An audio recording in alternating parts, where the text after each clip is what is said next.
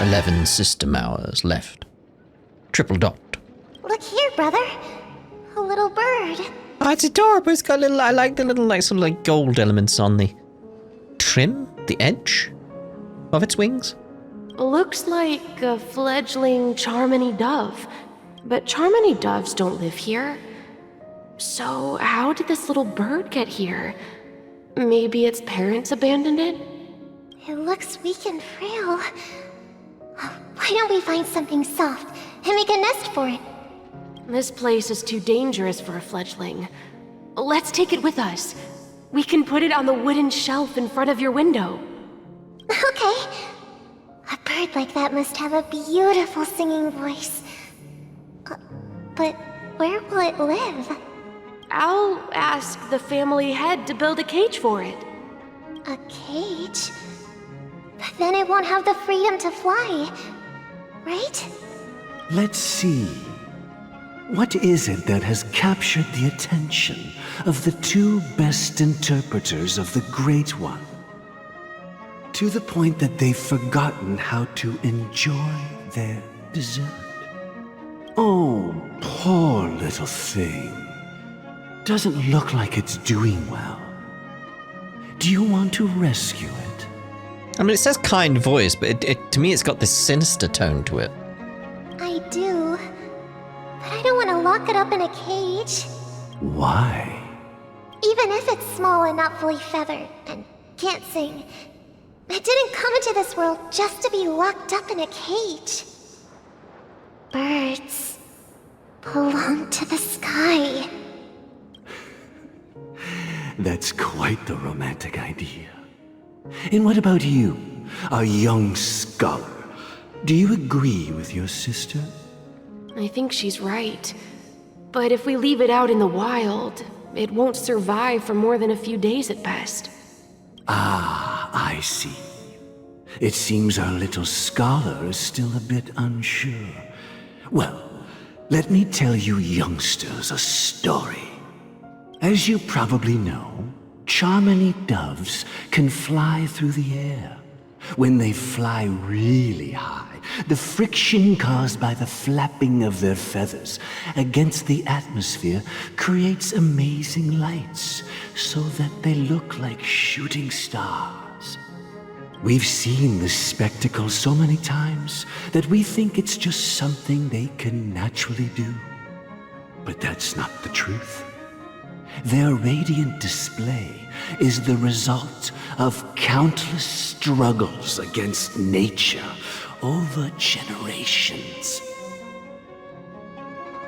Their ancestors were too weak to survive on the ground, so to escape predators, they started seeking new opportunities in the air. After countless attempts by many generations, one of them finally figured out how to fly. It soared into the sky and never looked back at the ground again. So, you mean birds aren't born to fly, but they find a way to do it through their determination, right? I mean, it's more to do with the bone structure and the fact they're very, very light. But anyway. Well, that's an idealistic way of putting it. So, what are your thoughts, Sunday? I think people believe birds are meant to fly because they've never seen those birds crashing to their death. That's an interesting perspective. So, have you decided what to do with the bird now? For now, I'll keep it in a cage until it can take care of itself because I want it to live, no matter what. Interesting different perspectives there. Well said, kids. It seems each of you has found your own answer. Your insights are truly remarkable. And I hope they come true in their own way. We will take good care of it, won't we, brother? Yeah, but Mr. Gopherwood, there's one thing I don't quite understand. Go for wood. And what might that be, my son? What if this little Charmony Dove never learns to fly in the end? I mean, if there are fledglings in this world that can never fly throughout their lives, should we let them go back to the sky? Only to see them crash to the ground and die? Triple dart. Talking in your sleep, Birdie? Time to wake up. Well, here he is. You look a little unsteady. Need a hand? I'm still alive? Yeah. Happy about that? Where is Robin? Tell me. Now. I knew that was going to be the first thing you'd ask. Of course, he cares about her. Don't worry, your sister is here, safe and sound. She's probably walking around the streets now. If I were you, I'd be more worried about myself. After all, right in front of you is the guy who just stabbed you in the chest with a dagger. Yeah, that needs some explaining. If you wanted to kill me, you wouldn't give me the chance to speak. Just tell me your demands, lackey of the Watchmaker. So, you figured out who I am, huh? No wonder you had the guts to go against the Dream Master and the Four Families. Looks like I made the right choice. Choice? You are aware of my plan and see through my fictionology. Time is running out, so let's drop the charades. Charades? I'm suggesting we cooperate. Cooperate? What makes you think I'd cooperate with you? The fact that the famous Robin has chosen my side. Plus, some clues about a traitor and a bright future for Penacony. Any of that catch your interest? I find it hard to believe a man who's full of deception. Fine, you don't have to trust me. What you should trust is the sense of justice inside of you. Ooh, the ambition aspect as well to that. Okay. Show me Robin first. First. All right, as you wish. Here she is. What's your trick this time? I wonder if he, like, genuinely doesn't know. Just kidding. I mean, this lady will lead us to Robin, right? Oh, okay, there we go. And the crew, too. There are too many people who you owe an explanation. That'd be great. Please follow me, Honorable Oak Family Head. Now, all the actors are on the stage. Moments later. What's going on here? This is the monument I mentioned earlier. The names inscribed on it should be familiar to all of you. Rosalina and Tiernan. When Penacony was known as a frontier prison, it was the Trailblazers who connected it with the stars. They were the heroes who saved Asdana, and their names deserve to be immortalized, not just on this small stone tablet, but in the annals of history for all of time. However, today, the planet of festivities is nothing but sweet dreams. That heavy piece of history is all a distant memory, just like that prison. If their names are inscribed here, then that means... Very heartening back in his tone of voice there. According to Micah, they died long ago. Rosalina was killed during the War of Independence. She ventured alone into the heart of the star system to investigate the flow of Memoria, but she never returned. Tiernan was a skilled gunslinger, strong and reliable. He led the people through countless battles, but he didn't live long enough to witness the arrival of true peace. In the decade following the war, Penacony faced challenges internal and external. To protect Asdana, Tiernan picked up the way of the Trailblaze again, and led the Letmoth family to explore beyond the system, only to be surrounded and wiped out by the swarm. I remember that episode of Voyager. The I had expected as much. The tales of these heroes truly are sorrowful. True to the title of Trailblazer, they spent their lives venturing into the unknown. But what about this tablet? There are no names carved on it. When Dreamflux Reef was created, its owner was still alive. However, he insisted on erecting a monument for himself, saying that it will happen someday. Okay, we've met up already. I expected it to just be a little bit more. Here we meet again. Everyone from the Astral Express. Robin. Oh, there we go. But yeah, there's something I wanted to look at here. Like, your design is very, very similar to your design. I mean, your names are similar, but that may just be a coincidence. But it's like, it's the blue, like this sort of aspect to everything going on here. I wonder if there's more to it. You know, it'd be an easier way of doing this. Where are we looking?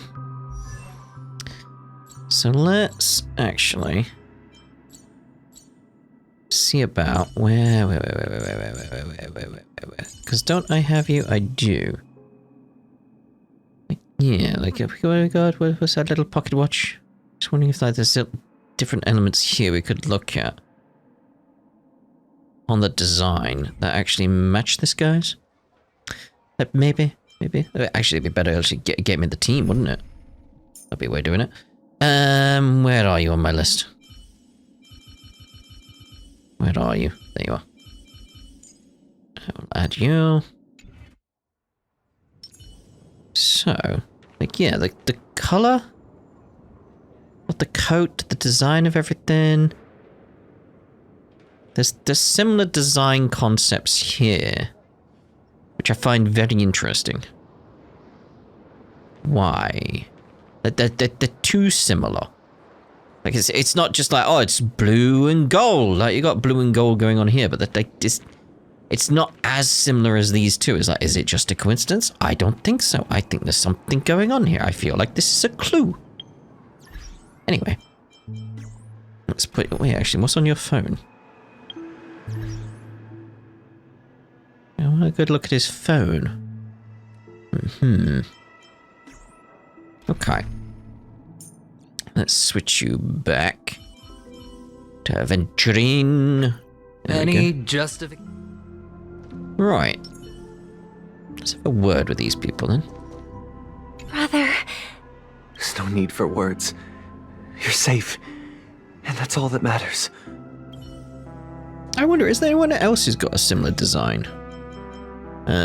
Characters is what I'm after.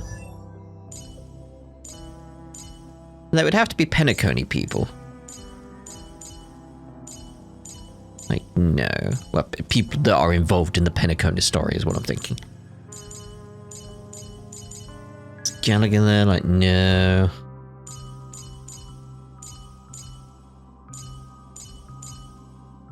And you got a similar color palette, but like, no.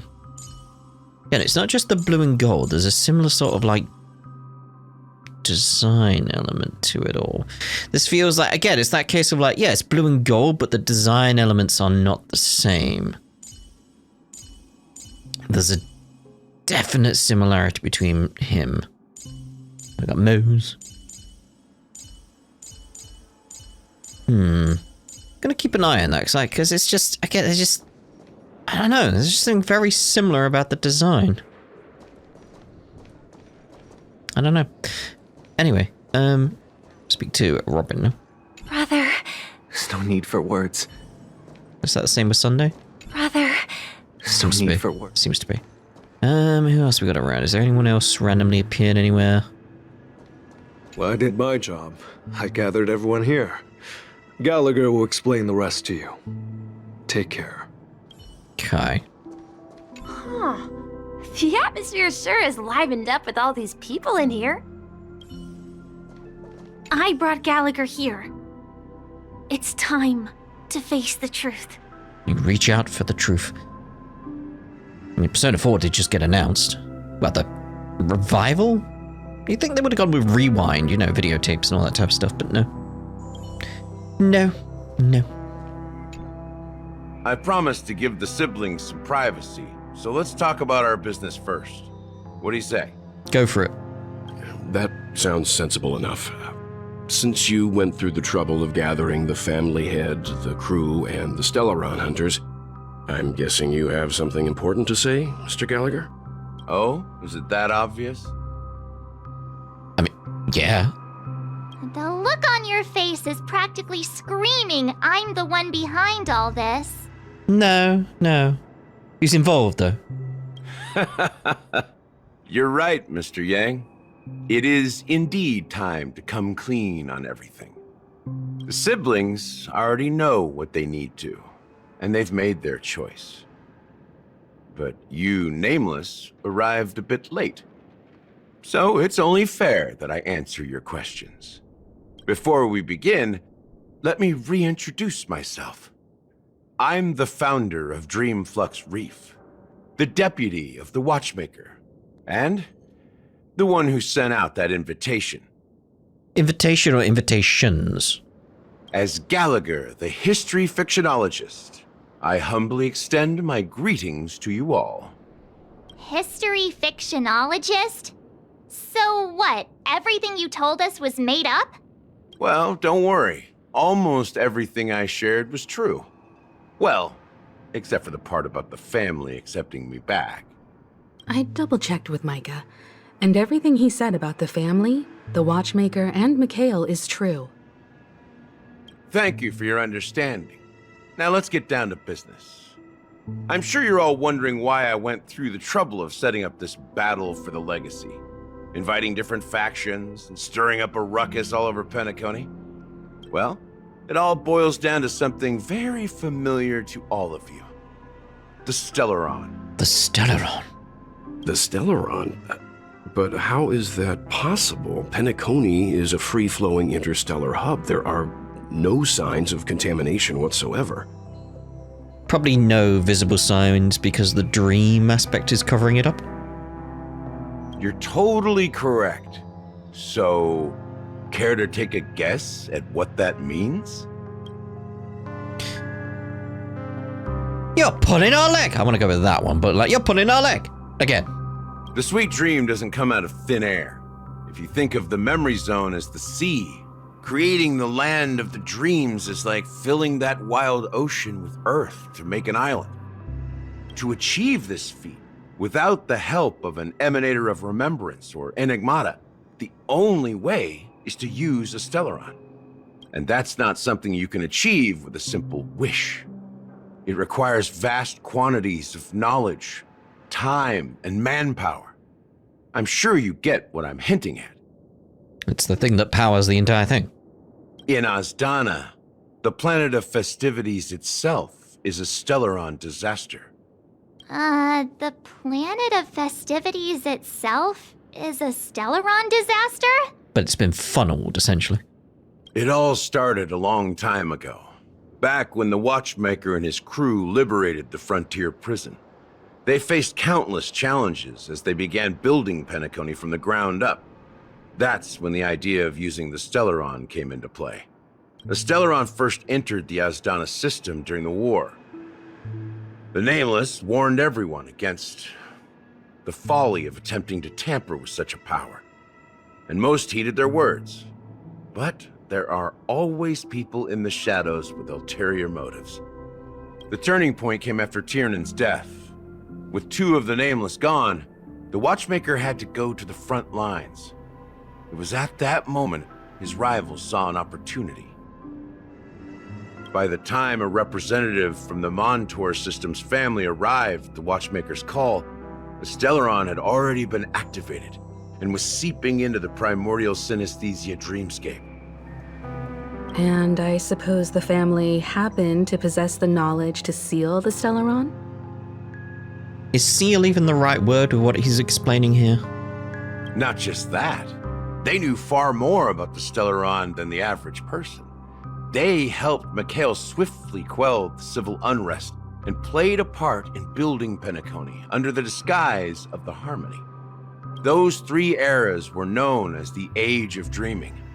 The Watchmaker, who had been left in the dark, sent out invitations across the universe, spreading the hype around the land of the dreams. Then, how did they turn against each other? Remember the island in the ocean metaphor? The truth is, the Stellaron was never truly sealed. It existed in a different form within the dreamscape. Think about this. What would it cost to create and maintain such a lavish dreamland? Couple of quid. It's people's lives. The opulent dream is built upon the decay of spirits, with a toxic elixir called pleasure flowing through the dreamscape. It tempts people to indulge in the dreamscape, and gradually their minds succumb, becoming nourishment for the sweet dream. Confusion, laziness, and cowardice, weaknesses that plague humanity, were magnified and nourished by the family. Penacony became a new kind of prison, even more impenetrable than the previous one. Sadly, we realized this far too late. By then, the family had a firm grip on Penacony, swiftly quelling any opposition that arose. At my wit's end, I had to use the power of the Enigmata, and sought refuge in this chaotic memory zone. Over the years, I fabricated a meme within this dream for our use. Dormancy. That's its real name. We exploited a loophole. You see, regular people can't fall asleep again while they are inside the dreamscape. So is a dream within a dream situation. You make them fall asleep. So this is the true meaning of the impossible.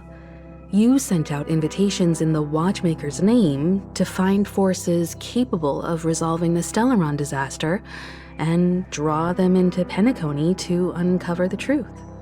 It's not just that. Above all, I wanted to see what happens when the major factions engage in a struggle for the legacy. Since this is the Watchmaker's first announcement in decades, the traitor within the family is bound to reveal themselves. So, the legacy is just a facade. If you want to consider the Stellaron as the legacy, I'm totally fine with that. If that's the case, where is the Stellaron now? That's a question for Mr. Wings. The Stellaron is still under the family's control, and as the head of the Oak family, I'm sure he holds all the answers. Okay, Sunday, Where'd the dude go? Where'd he go? Suspicious. Are you done talking? So, will you tell us where the Stellaron is? It is the Penacony Grand Theater itself. Oh.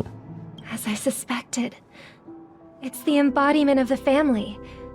The edifice that first materialized within the sweet dream. That's what turned Penacony into its current state. As for the person who employed its power, it is in fact Mr. Gopherwood, the current Dream Master. Well, that was easier than I thought. Did you conduct your own investigation already? Correct. When I was trying to track down the person who murdered my sister, apart from you, Gopherwood was my second suspect.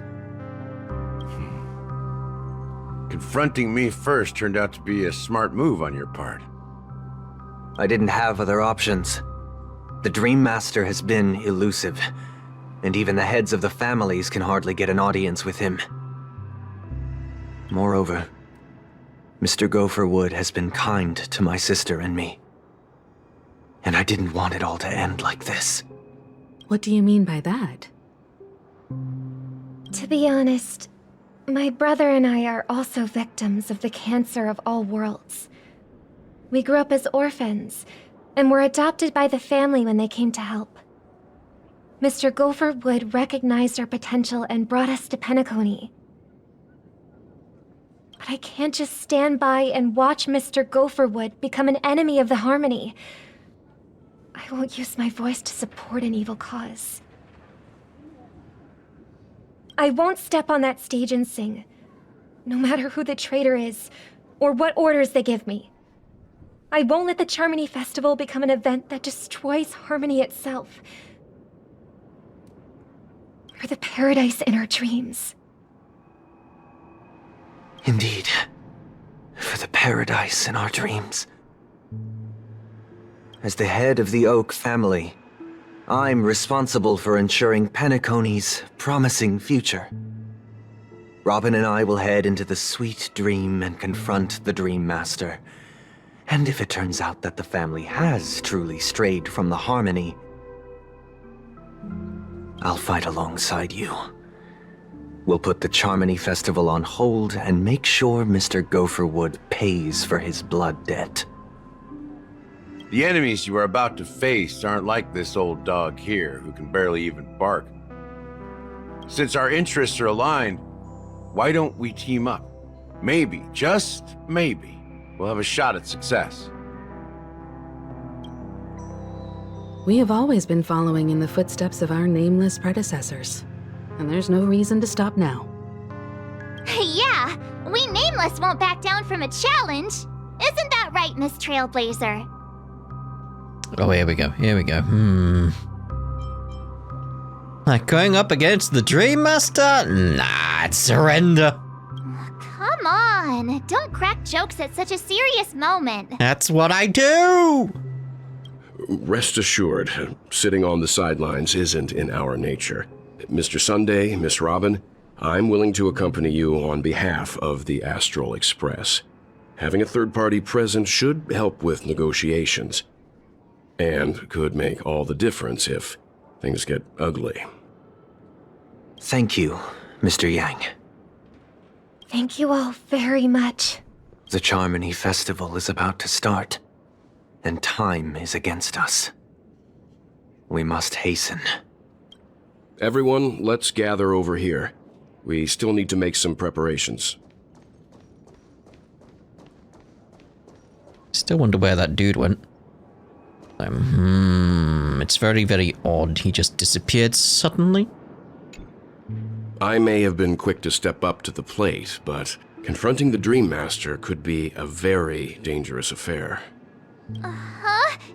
Even you're saying that, Mr. Yang? How powerful is that Dream Master? He's the leader of the families of Penacony, and he has the entire power of the harmony behind him. Not to mention the Stellaron in his possession. We must proceed with great caution. Maybe you can just stay behind this time, Mr. Yang? What? No, that won't do. Even if we count Robin as an ally, something felt off about Mr. Sunday just now. Although, I can't quite put my finger on it. I have to make sure he won't turn against us when things start to get dicey. You're still carrying the keepsake the IPC envoy gave you, right? May I borrow it for a moment? For a moment, yes. There you go. Huh. I knew it. I don't think this will bring us any luck, though. These aventurines. As I suspected, this chip Aventurine gave to you is actually a miniature transmitter. If I'm right, he intends to use it to track your location or contact you when needed. As it so happens, this may actually be of some use in the current situation. Aventurine? Is he still alive? And what does he have to do with our mission to confront the Dream Master? All I'm thinking is, like, he gave us an AirTag? Remember what I said earlier? Working with the IPC is a way to keep the family in check. If negotiations go south and the family show their true colors by going after the Stellaron, I'll use this transmitter to send a message to the IPC. It'll be just the opportunity the IPC ambassador was hoping for. The only question mark in all of this is Aventurine's current status. But the IPC is always listening, especially senior strategic investment department heads like him. Getting the message across shouldn't be a problem. Good luck to you, Welt. Well, you take care too. If anything goes wrong, don't worry about me. Just make sure to seal the Stellaron. Spoken like a true hero. You were listening? Even if the Dream Master is innocent, the family's corruption runs deep. I won't make the same mistake Mikhail did. Let's wish him the best of luck. Don't you have something else to tell us, Gallagher? Why would you say so? Before we departed, the conductor asked us to inquire about the 3 nameless in Penacony. We've already collected intel about Rosalina and Tiernan, so the only one left is legwork. If I'm not mistaken, we've already met him somewhere, haven't we?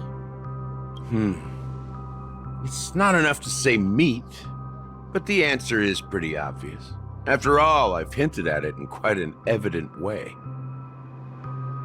I've been watching over you ever since I received the reply from the Astral Express, and I've seen the great effort you all put into linking different realms together across the cosmos. And now, after getting this far all in one piece, you have truly proven yourselves. Miss Himiko, were you the one who repaired the Express and got it sailing through the cosmos again? Yes. And you two, young Nameless, you have very interesting life stories and extraordinary skills. Of course, my reputation precedes me. Believe in the galactic baseballer supremacy! What? Hey, you can't just make up titles like that. I can and I will. You're full of energy. Please send my regards to the conductor, Pom Pom. Please let them know that their friend has fond memories of his time aboard the Express, which he reminisces on every time he has a good drink.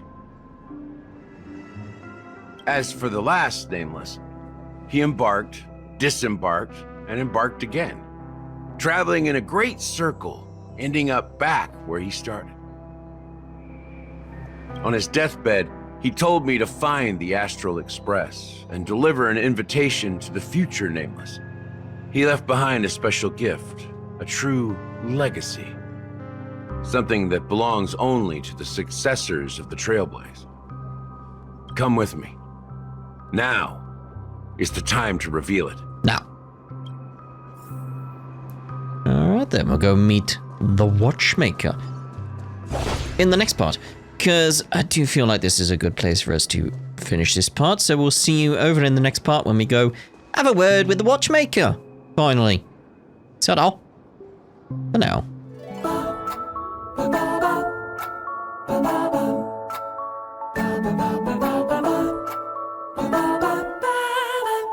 Ba-da-ba-ba.